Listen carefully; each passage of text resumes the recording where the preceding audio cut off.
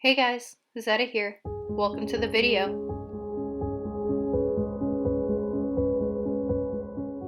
Today we are going to be setting up some bullet journaling content planner spreads for YouTube and Instagram. I should probably start with the disclosure that I'm very new to actually trying to create sort of a brand on YouTube and Instagram, but I did a fair amount of research on content planners, not bullet journal content planners because I couldn't find those videos. You're welcome for making this one. Sorry, was my Marina Sirtis showing? Anyway, I think that in my research I did get a decent grip on what needs to be in a content planner, and I tried to put as many of those elements as I could into these spreads.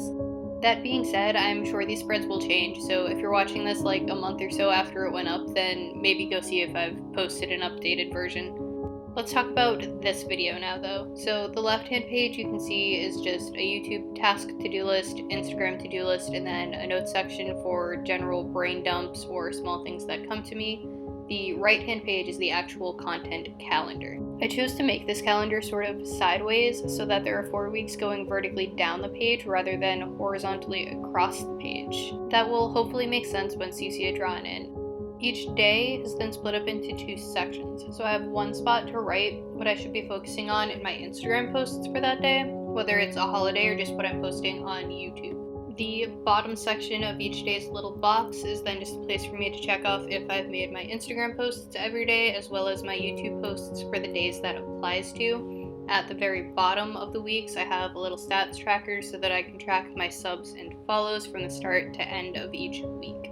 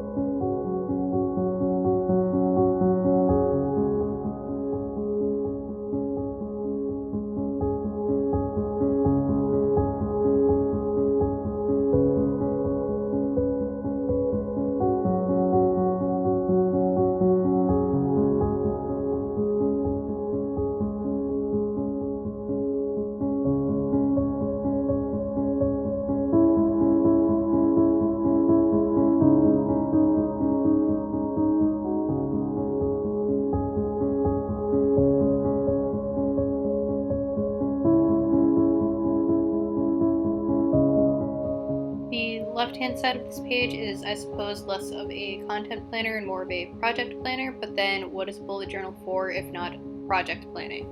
I did find a lot of YouTubers talking about the importance of planning projects out for your content, as well as a lot of content planners with project planning sections, so I thought it might be a good thing to have. I kept this one really simple. The left-hand column is what the project is, the middle column is why I want to accomplish the project, and then the right-hand column is simply how. If you want to see this filled in though with what sort of projects I'm planning on doing, then go follow me on Instagram because it will almost definitely be posted there, but also feel free to hit that subscribe button as I will probably be making a video in the near future of me actually filling these out and planning my content.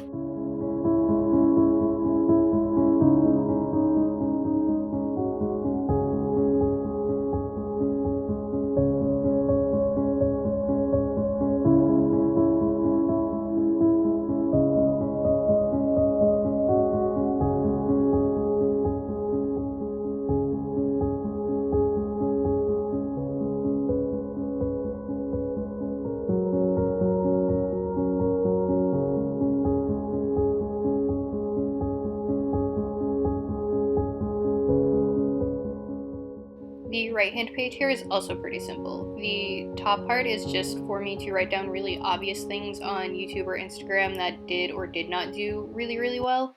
So a thumbnail that didn't get a ton of clicks, a photo that got a ton of likes, anything like that.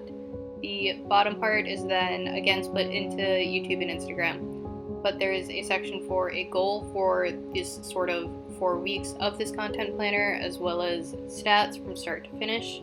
And then finally, a spot to write down any really useful tags across each platform.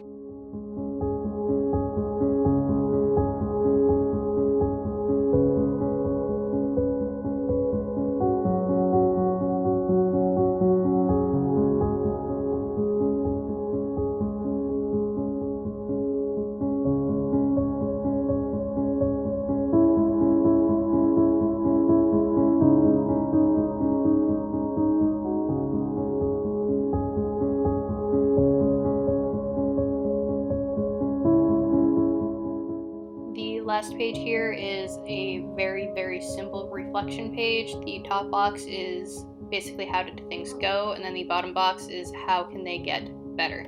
A spot for this sort of reflection was recommended a lot in all of the content planning tip videos that I watched, as well as in all of the content planners that I looked at. Inspiration for this video. Reflection pages are also just one of my favorite bullet journaling staples. The right-hand side is another of my favorite bullet journaling staples, which is a quote page. Anyone who knows me can tell you that I love a good quote, though I will admit that this one kind of got away from me. It says, "Be brave enough to be bad at something new, to take the first step, to dream the impossible dream, to risk mediocrity for greatness.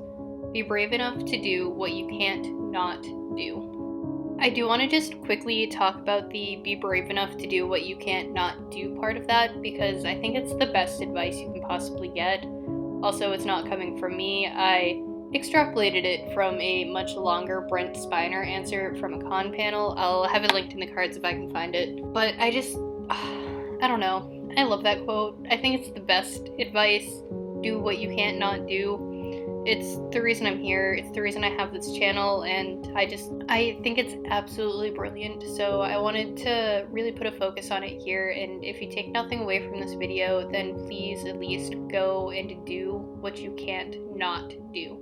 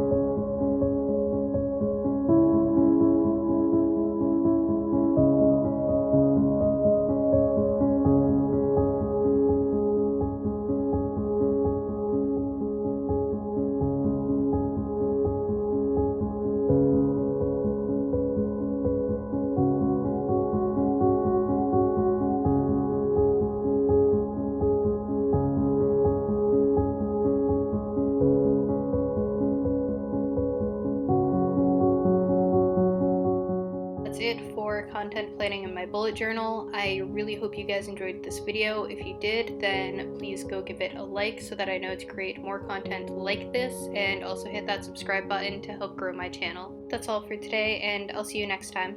Bye guys!